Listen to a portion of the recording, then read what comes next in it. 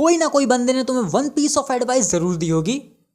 Yes देख भाई, एक नंबर शो है, एक नंबर उसमें एक्शन है, स्टोरी है, कैरेक्टर्स एक से एक कैरेक्टर, पीक पीक फिक्शन भाई, पीक। वो तो तू सभी शो को बोलता है, अभी एओटी आया था वो भी पीक फिक्शन, और मेन चीज बहुत बड़ा भी तो है यार, 1000 एपिसोड भाई। ये देख भाई तू कहाँ देखूं भाई इस शो को, कहाँ मिलेगा? तो मैं वन पीस से कॉट अप हो चुका था 2-2.5 साल पहले, तभी से जो इसके नए वीकली हर हफ्ते एपिसोड आते हैं उनको फॉलो कर रहा हूँ। और वन पीस को देखने का मोटिवेशन वो नहीं था, नहीं, आई रिमेम्बर जब मैं देखता था वन पीस तो अपने यहाँ पे ये उतना पॉपुलर नहीं था, बाहर के कंट्रीज में तो काफी पॉपुलर थी। इवन इंडिया के कई बड़े बड़े एनिमे यूट्यूबर्स जो थे वो तक नहीं देख रखे थे, उल्टा उसका मजाक वगैरह जरूर उड़ाते थे कि कितने लंबे टाइम से चल रहा है, इसको देखने के लिए तो पूरा जीवन लग जाएगा, पूरा बचपन निकल जाएगा। बीच में कंट्रोवर्सीज वगैरह भी होती रहती थी, पर अब वही लोग वन पीस के नाम पे व्यूज छाप रहे हैं, बुरा बोल के मिल्किंग कर दो, व्यूअर्स मैनिपुलेटेड। मेरी जब एनिमे जर्नी की शुरुआत हुई थी प्रॉपर, जब मुझे पता चला था जापानी तेल के अलावा भी जापानीज एनिमेशन भी बनाता है, और कई सारे एनिमे शोज तो मैं बचपन से देखते हुए आ रहा था टीवी पे। ये सब ज्ञान मिलने के बाद सबसे पहला एनिमे मेरा था माय हीरो एकेडेमिया, फिर उसके बाद डीमन स्लेयर देखा था, उस टाइम पे नया नया चल रहा था, वो भी देख मारे। और यही सब के बीच में वन पीस के बारे में भी मैं काफी सुन रहा था, पीक है पीक। पर नारुतो जरूर पॉपुलर था उस टाइम पे, मतलब हर बंदा भाई, मैं देख रहा हूँ चारों तरफ मेरे नारुतो देख रहे हैं भाई, पूरा तरफ नारुटाइजेशन हो गया। जो कि हम जानते हैं वन पीस और नारुतो फैंस के बीच की राइवलरी तो अलग ही लेवल की है, तो मैंने भी नोटिस करी थी सब नारुतो की तरफ ज्यादा जा रहे, तो मैंने सोचा मैं सबकी तरह नहीं हूँ, मैं अलग हूँ, मैं घुस गया वन पीस में। नारुतो ना देख के मैंने वन पीस चूज किया, और याद है उस टाइम पे 1000 एपिसोड नहीं थे, 900 समथिंग थे, which is also very much. पर मेरे लिए शुरू से एपिसोड के नंबर मायने नहीं रखते, एज लॉन्ग एज एनीमे मजे दे रहा है। और शायद मैं पहला ऐसा बंदा हूँ जिसे वन पीस एपिसोड 1 से पसंद आने लग गया था, नहीं तो ज्यादातर ये सुनने मिलता है कि 50 एपिसोड 100 एपिसोड तक आप रुक जाइए, उसके बाद आपको मजा मिलेगा। But I found it pretty interesting from the episode 1।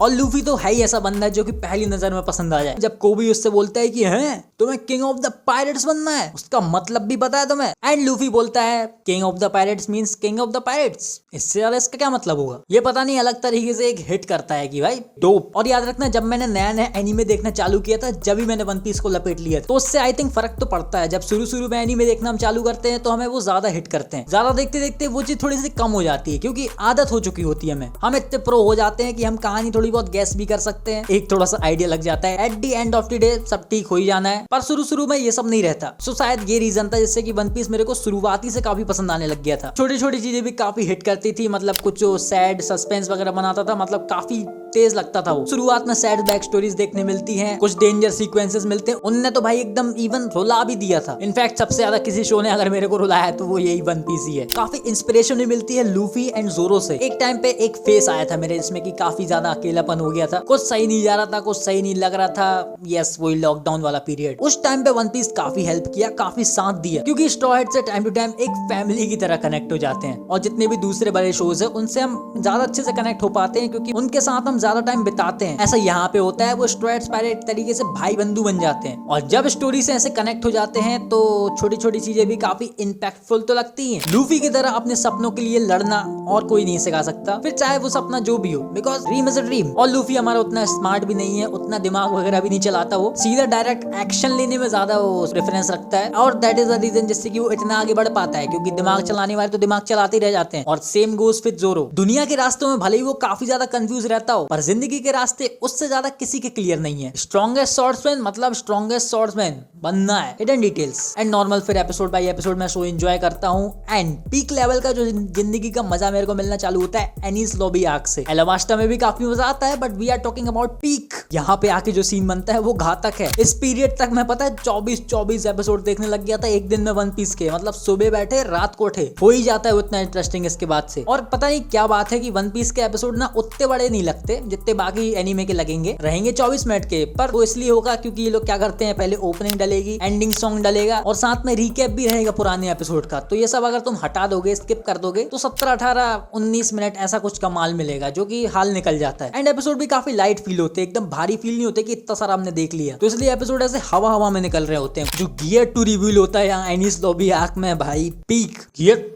Second SciPy arc मैंने उसको भी एंजॉय किया, उसमें भी काफी मजा आया। पता नहीं लोग क्यों बोलते हैं उसमें मजा नहीं आता, फिलर वगैरह हटा देते हैं लोग, मुझे तो उसमें ही मजा आया। इतना स्ट्रॉन्गेस्ट जो विलन हमें पहली बार वन पीस में देखने मिलता है, एनरू, कुछ नहीं हो रहा होता उसे, पर लकीली लूफी एकदम बिल्कुल एंटी एनरू रहता है, बिल्कुल नेचुरल एनिमी टाइप रहता है उसका, और बढ़िया तरीके से पेलता भी है, मजा आता है। और उस टाइम पे मेरे को फिलर एपिसोड के बारे में भी कुछ नहीं पता था, पूरा वन पीस कॉट अप करने के बाद पता चलता है कि इसमें भी फिलर है थोड़े बहुत, और फिलर इतनी अच्छी तरीके से इसमें डाले गए कि पता ही नहीं चलता, काफी कनेक्टेड रहते हैं, इवन काफी इंजॉयबल भी है ना। उसके बाद वन पीस काफी सीरियस होना चालू हो जाता है। जैसे जैसे मैं यहाँ पे मरीन फोर्ड आर्क पे पहुंचता हूँ, वहां जाके पता चलता है कि why one piece is one piece. वो आर्क जो माहौल दिखाता है भाई, पीक, एक से एक कैरेक्टर्स देखने मिल रहे हैं, सबके सब एक दूसरे से भिड़ रहे हैं भाई। वो व्हाइट बियर्ड लिटरल गोट, मतलब ओडा जी उसको बनाने के लिए पूरे ऑल आउट चले गए। डेविल फ्रूट एक नंबर, एकदम कूल, स्ट्रेंथ कितनी ज्यादा कि किंग ऑफ द पायरेट्स तक को टक्कर दे दी, बैक स्टोरी इतनी हार्ट टचिंग, और इवन डेथ भी इतनी आइकॉनिक। और जीते जी उसने अपना वन पीस पा भी लिया था, जो कि एक फैमिली थी जो कि उसको चाहिए थी। पैसे वैसे में भाई को बिल्कुल इंटरेस्ट नहीं था, क्या है पैसे, हमें दे दो।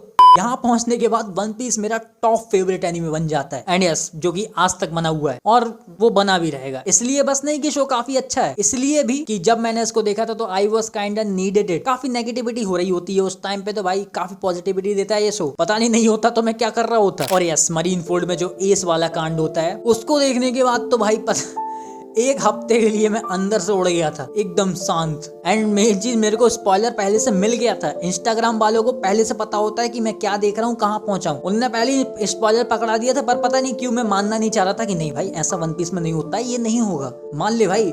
पर जैसे ही वो होता है भाई, खत्म। इवन इतने टाइम के बाद आज भी वो दर्द कहीं ना कहीं है। और ओडा जी भाई, वो तुम्हें दर्द तो देंगे लेकिन तुम्हारे दर्द पे मलहम भी लगाएंगे, बस वो मलहम थोड़ी गरम खोलते तेल और मिर्ची की होगी। कैरेक्टर के जाने के बाद उसके बारे में बताते हैं कि वो कितना इंपॉर्टेंट था, उसके सपने क्या थे, उसकी बैक स्टोरी क्या थी, किससे क्या प्रॉमिस वगैरह किए थे जो अधूरे रह गए। एक कैरेक्टर के लिए सिर्फ एक बार नहीं, ये मलहम तुम्हें थ्रू आउट द सीरीज लगती रहेगी। एंड हाँ, बैक स्टोरीज पे आए तो बैक स्टोरीज भी वन पीस में भाई एक नंबर है। एक से एक डार्क स्टोरीज, एक से एक सीरियस स्टोरी, जिनके बारे में सोच सोच के तुम्हारा दिमाग उड़ जाए।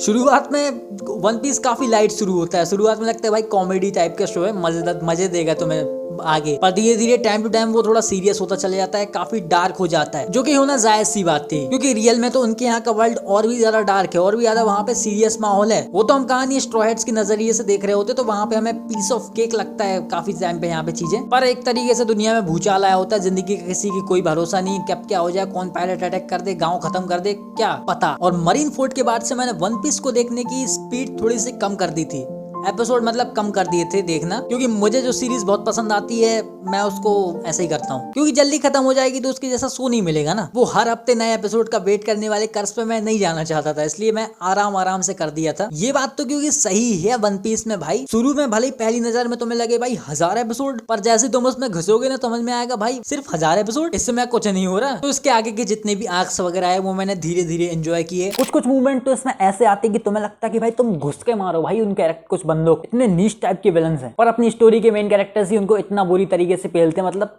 सेटिस्फैक्शन मिलता है, मतलब पूरी तृप्ति हो जाती है। एंड हाँ, इवेंचुअली मैं वन पीस के बेस्ट विलन से भी मिलता हूँ, डो फ्लामिंगो, ओरेनोनावा, और आगे सांजी की बैक स्टोरी से सेटल्ड होने के बाद फाइनली इवेंचुअली वानो कॉट अप कर ही मारते हैं। जितने ही आराम से कोशिश कर लो वो खत्म हो ही जाता है। एंड फिर उसी दिन के बाद से अपन हर हफ्ते नए एपिसोड का वेट कर रहे हैं। अगर बिल्कुल मैं सही से बिल्कुल पूरा खतरनाक तरीके से देखने बैठ जाता वन पीस, तो मैं 2-3 महीने में खत्म कर देता, और जैसे कि मैंने स्लो कर दी थी स्पीड, तो 6-7 महीने तक खिंच गया था। और वो जो टाइम था भाई एक नंबर टाइम था। कोई एनीमे जब आप फॉलो कर रहे होते हो तो उसी से रिगार्डिंग तुम्हारे माइंड में चीजें चल रही होती हैं, वाइब वगैरह तुम्हारी वैसे ही रहती है, तो मैं उसी वाइब में ज्यादा लंबे टाइम तक रहना चाहता था। अब कुछ लोग कहेंगे कि ज्यादा है तो भाई रिवॉच कर लो ना, तो एनीमे रिवॉच करना मैं प्रेफर नहीं करता, एक बार में जो हो गया अरे कुर्सी अंडियली, ये पता नहीं की जरूरत नहीं है वैसे, लेकिन जर्नी जो थी वो एपिक थी भाई वन पीस की। एंड वैसे वन पीस अभी खत्म नहीं हुआ है, अभी भी चल रहा है, पर जैसे कि वन पीस का खुद का ही मैसेज है कि डेस्टिनेशन मायने नहीं रखती है, तुम्हारा गोल तो गोल ही है, उसके बीच का जो एडवेंचर है दैट्स द मेन थिंग। ऐसा नहीं है कि सब कुछ बिल्कुल टॉप नॉच है, बिल्कुल सभी अच्छा है, कुछ भाई नहीं बुराई नहीं, बुराई एक चीज बुरी है इसमें, इसकी पेसिंग तो मैं काट सकती है। और बीच में मैं इसकी वजह से काफी फ्रस्ट्रेट भी हो गया था। तो वैसे तो ठीक स्पीड में चलता है, बट बीच बीच में काफी स्लो हो जाता है, मतलब पेसिंग इतनी स्लो हो जाती है, कहानी बहुत स्लो आगे बढ़ रही होती है। जैसे कोई पर्टिकुलर आर्क चल रहा है तो शुरुआत की कहानी मतलब थोड़ी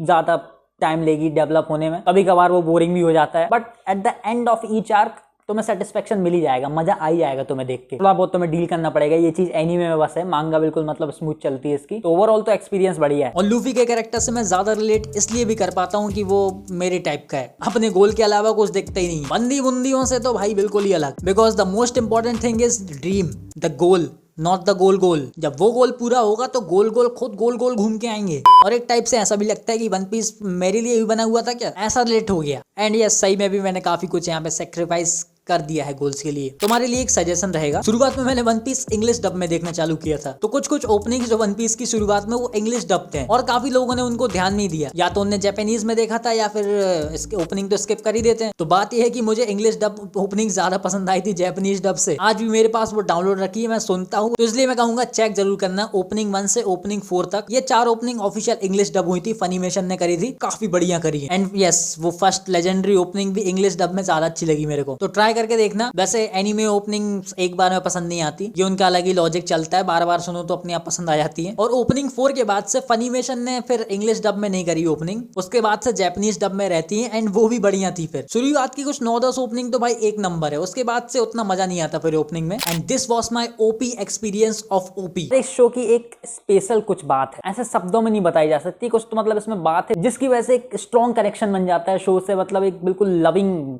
प्यार हो जाता है शो से। अगर पसंद आया तो लीव अ लाइक, एंड ऐसी मोर वीडियोस के लिए सब्सक्राइब भी। और तुम्हारा एक्सपीरियंस भी कुछ मेरी जैसा था तो बताओ यार कमेंट में।